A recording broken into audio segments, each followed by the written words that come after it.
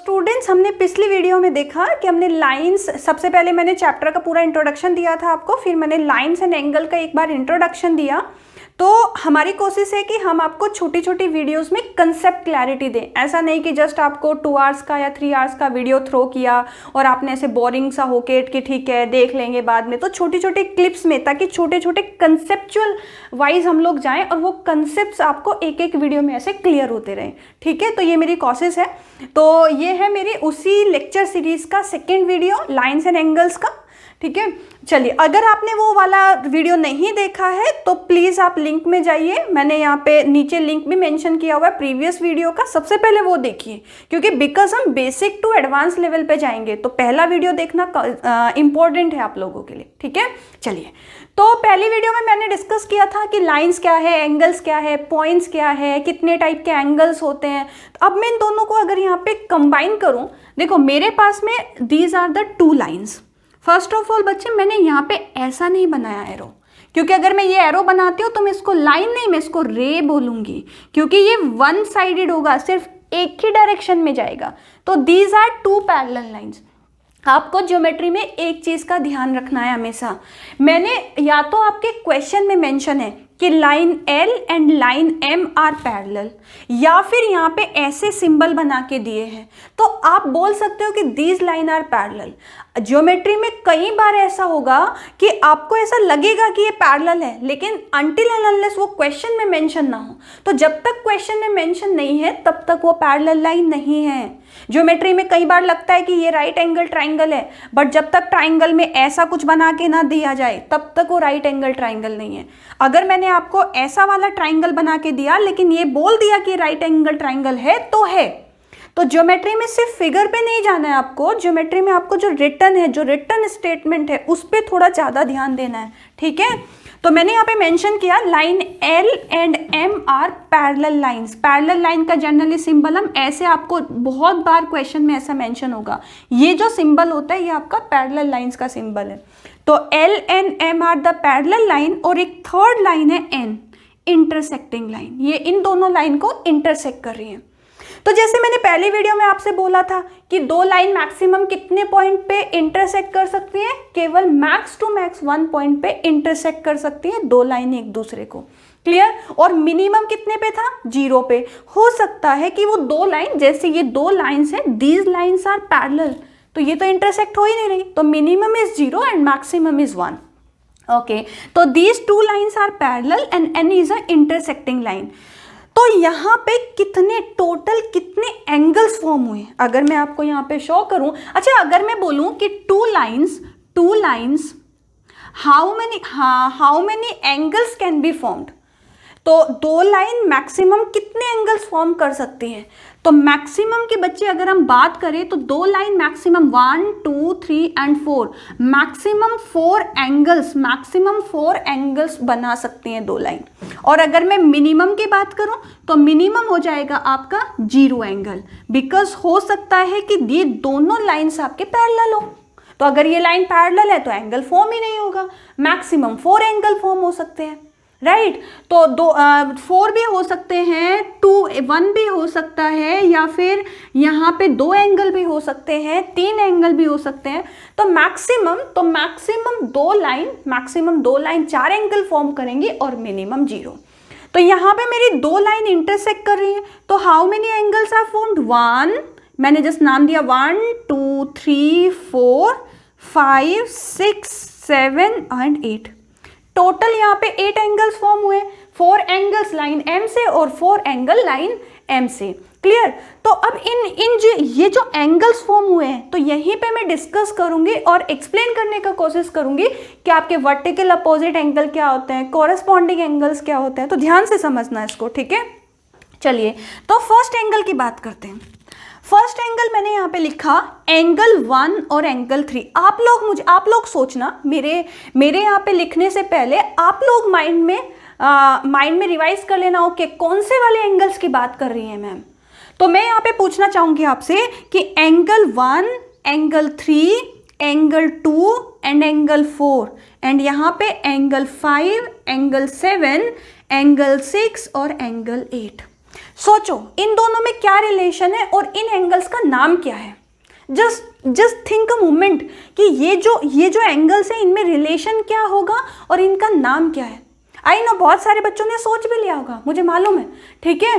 तो अगर मैं इनकी प्रॉपर्टीज की बात करूं, these angles are equal angle, and नाम क्या होगा इन एंगल्स का, vertical opposite angle, vertical opposite angles, ठीक है। तो when these two line are intersecting these angles are vertical opposite angle, and property में ये कैसे होंगे, these angles are equal.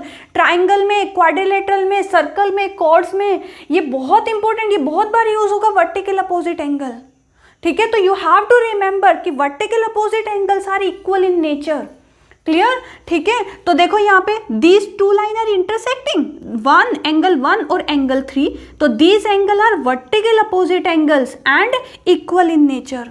Same case, these two lines are intersecting each other. Angle 2 and angle 4 are vertical opposite angle and they are equal in nature. Same case here, these two lines are intersecting. Angle 5 and angle 7 are vertical opposite angle and equal. Angle 6 and angle 8 are vertical opposite angle and they are equal. तो vertical opposite angles always equal in nature. तो इतना clear है आपको। तो vertical opposite angle अब आप identify कर लोगे, ठीक है। तो जब भी जहां पे दो लाइन इंटरसेक्ट करे और कुछ एंगल्स, कुछ सिमिलैरिटी, कुछ ऐसा देखना है, तो ट्राई टू आइडेंटिफाई दैट कि कहीं कोई वर्टिकल अपोजिट एंगल तो नहीं है, क्लियर इतना। अब मैं यहाँ पे सेकंड वाले एंगल्स लिखूंगी, आप लोगों को फिर से आइडेंटिफाई करना है कि मैं कौन से वाले एंगल्स की बात कर रही हूँ, ठीक है। चलिए, तो मैंने यहाँ पे लिखा एंगल 3, एंगल 5, एंगल 4, एंगल 6। ये तो बचपन से सीखते हैं हम लोग। जब भी हमारे स्कूल में ज्योमेट्री स्टार्ट होती है तो सबसे पहले हमें टीचर यही सिखाता है, जेड। आप लोगों ने भी बहुत बार सीखा होगा। और जेड में क्या बोलते थे हमारे टीचर कि ये वाला एंगल और ये वाला एंगल कैसा होगा। Please please please please think a moment. हाँ, मुझे पता है बहुत सारे लोगों के माइंड में आ गया है। तो ये जो एंगल फॉर्म होता है, इस एंगल को हम बोलते हैं ऑल्टरनेट एंगल्स, ऑल्टरनेट एंगल्स, ठीक है। Angle 3, angle 5, angle 3, angle 5 are alternate angles and they are equal in nature. Same case, angle 4 and angle 6 are alternate angles and they are equal in nature. तो इनका नाम क्या हो जाएगा, इनका नाम हो जाएगा alternate angles, ठीक है। तो alternate angles कैसे होते हैं नेचर में, these are equal in nature। तो vertical opposite angle भी equal होते हैं, आपके second alternate angles भी equal होते हैं। अब मैं तीसरे वाले एंगल्स की बात करूंगी यहाँ पे, ठीक है। थर्ड वाला एंगल मैं यहाँ पे जस्ट लिखूंगी, आप लोग मुझे बताओगे कि मैं कौन से वाले एंगल्स, क्या नाम क्या है उनका एंड प्रॉपर्टी क्या है, ठीक है। एंगल 4, एंगल 5, एंगल 3 और एंगल 6। Think again. मुझे पता है आप लोगों के माइंड में आ भी चुका होगा अभी तक। एंगल 4, एंगल 5, एंगल 3 और एंगल 6। एंगल 4, एंगल 5 कैसे हैं, these are adjacent angle, these are adjacent angles, ठीक है। तो angle 4 and angle 5 these are adjacent angle and इनकी प्रॉपर्टी क्या होगी, these are supplementary angles. Angle 4 plus angle 5 equals to 180 degree and angle 3 plus angle 6 equal to 180 degree. तो इन angles का नाम क्या होगा, these are adjacent angle, these are adjacent angle. जब मैं आपको पैरेललोग्राम समझाऊंगी या फिर रेक्टेंगल समझाऊंगी या फिर स्क्वायर, तब मैं आपसे पूछूंगी कि एडजेसेंट एंगल्स का सम कितना होता है, तो एडजेसेंट एंगल का सम हो जाएगा 180 डिग्री, ठीक है। तो these are 180 degree. When the sum of two angles are 180 degree, that means these are supplementary angles. तो आप इनका रिलेशन भी बोल सकते हो, इनका रिलेशन क्या होता है, सप्लीमेंट्री, ठीक है। Vertical opposite angle was equal, alternate angle was also equal, but adjacent angle are supplementary. तो angle 3 plus 6 equal to 180, angle 4 plus angle 5 equals to 180 degree. अब हमारा लास्ट एंगल की हम बात करेंगे, कोरस्पॉन्डिंग एंगल्स, ठीक है। तो मैं ये वाला रिमूव कर देती हूँ यहाँ से। तो हमारा फोर्थ वन है, मैं यहाँ पे लिखूंगी angle 1, angle 5, angle 2 and angle 6। Just थोड़ा सा देखने की कोशिश करो। अगर मैं एल लाइन को ऐसे दिखाऊं और ये मेरी एम लाइन है और एन लाइन को मैंने थोड़ा बीच में कट किया ऐसे, जस्ट थोड़ा इमेजिनरी लाइन टाइप, तो ये एंगल और ये एंगल इक्वल नहीं होगा, because these are two parallel line and ये जो लाइन है एन वो सेम है। तो जो एंगल वो यहाँ पे फॉर्म करेगी वही एंगल वो यहाँ पे फॉर्म करेगी। अगर ये एंगल जो होगा, जस्ट सपोज अगर ये एंगल 30 डिग्री है तो ये एंगल भी 30 डिग्री होगा। बिकॉज ऐसा सोचो, because these two lines are parallel, तो ये यहाँ से यहाँ मूव हो गई, बिकॉज ये वाली लाइन तो आपकी सेम ही है ना। तो इन एंगल्स को हम लोग बोलते हैं कॉरेस्पॉन्डिंग एंगल्स। तो ये एंगल्स हो जाएंगे आपके corresponding angles. And corresponding angles nature में कैसे होते हैं? कॉरेस्पॉन्डिंग एंगल्स का नेचर इक्वल होता है। ठीक है, तो हमने यहाँ पे ऑल्टरनेट एंगल्स की बात की, एडजेसेंट एंगल्स की बात की, वर्टिकल अपोजिट एंगल्स की बात की, कॉरेस्पॉन्डिंग एंगल्स की बात की। आप सेम ये भी बोल सकते हो कि मैम 1 = 5 है तो 4 = 8 होगा। डेफिनेटली बिकॉज मैंने ऊपर भी यहाँ पे डिस्कस किया था कि linear pair of angle last lecture में मैंने यहाँ, तो लीनियर पेयर देखो ये एक लाइन है, तो एंगल 1 + एंगल 2 क्या होगा? सप्लीमेंट्री होगा, लीनियर पेयर ऑफ एंगल। या फिर you can say angle 3 + 4 180 degree होगा। तो ये angle 3 + 4 = and angle 6 + angle 5 angle 7 + angle 8, इन सब का सम भी 180 डिग्री होगा, because these are supplementary angles.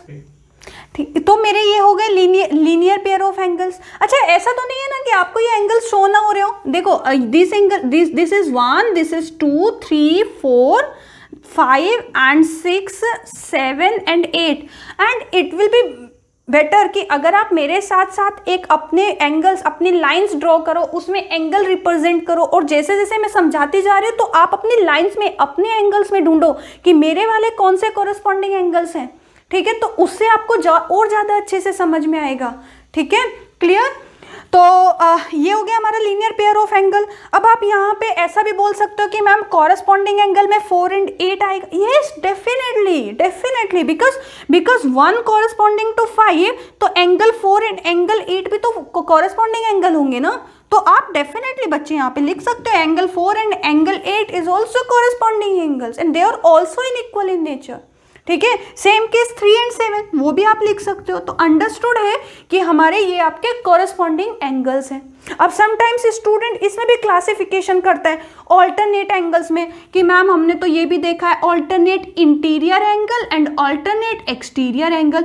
Yes, definitely, because अगर आपने यहाँ पे ये आपके इंटरनल है तो मैंने इंटरनल बोल दिया, 1 = 7 होगा, राइट। सेम केस में 2 and 8 इक्वल होगा। तो इंटीरियर में अगर हम बोले तो angle 3 = angle 5, angle 4 = angle 6, as I discussed here. And exterior में क्या हो जाएगा? Angle 1 = angle 7 and angle 2 = angle 8। तो ये था मेरा एंगल्स का। तो हमने सारे एंगल, सारे टाइप के, उनकी सारी प्रॉपर्टीज हम लोगों ने अच्छे से समझ लिए। अब हम लोग यहाँ पे, क्योंकि देखो ज्योमेट्री आप कितना भी कंसेप्ट कर लो, कितने भी थ्योरम्स याद कर लो, कितना भी रट्टा मार लो, लेकिन जब तक आप क्वेश्चंस नहीं लगाओगे, जब तक आप क्वेश्चन नहीं सॉल्व करोगे, ज्योमेट्री कंसेप्ट माइंड में सेट नहीं होंगे, राइट। तो हम अपने लाइन्स एंड एंगल्स के कंसेप्ट पे कुछ क्वेश्चंस नेक्स्ट वीडियो में डिस्कस करेंगे। आप एक बार इसको अच्छे से देख लीजिए, तब तक एक बार सारे कंसेप्ट को रिवाइज कर लीजिए और नेक्स्ट वीडियो में हम साथ में क्वेश्चन सॉल्व करेंगे। ठीक है, थैंक यू।